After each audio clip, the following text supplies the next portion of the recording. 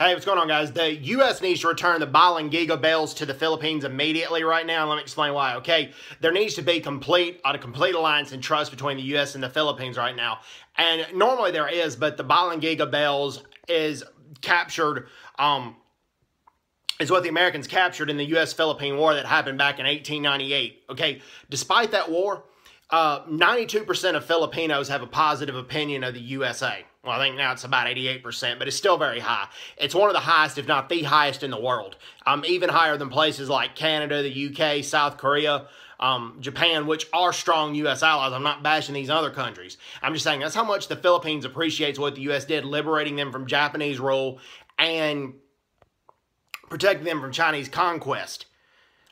And also, when the Americans won the war, they didn't oppress the Philippines that much after that war. The Philippines actually did better in the Great Depression as a U.S. territory than the U.S. mainland did. The Philippines didn't get hit by the Great Depression, and Filipinos appreciate that, okay? But the Balangiga Bells needs to be returned because right now China is militarizing the disputed Chinese and Philippine territory in the South China Sea. Philippines told China they could have it as long as they didn't militarize the islands, but China has backed off on that agreement. They reneged on it, a blatant diplomatic violation.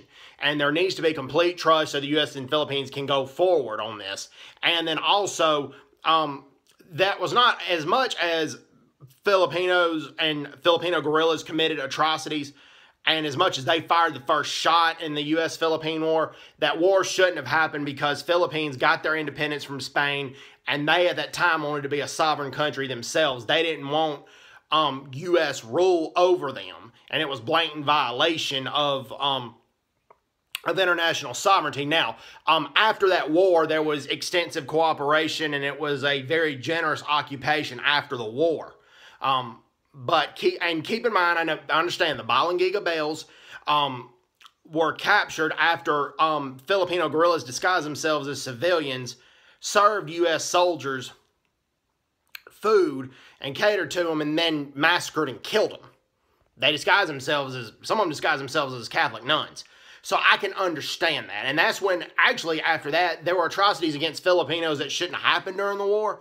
But a lot of the atrocities happened after that incident. And a lot of atrocities happened, a lot of U.S. atrocities happened after that. Not all of them. Not all of them by far. So I can understand that. But U.S. Ambassador to Korea is Korean-American named Sung Kim. And Sung Kim has promised the Balangiga Bells to go back to the Philippines. And I think Duterte is right to want them back. And I think the Filipino people are right to want them back. Okay? Both countries, the Americans and the Philippines, should know about the Philippine-American War, but the sad fact is a lot of Filipinos do, but a lot of Americans don't, but Americans should. Anyways, hope everyone's doing well. Take care. God bless them. Bye-bye. Bye-bye.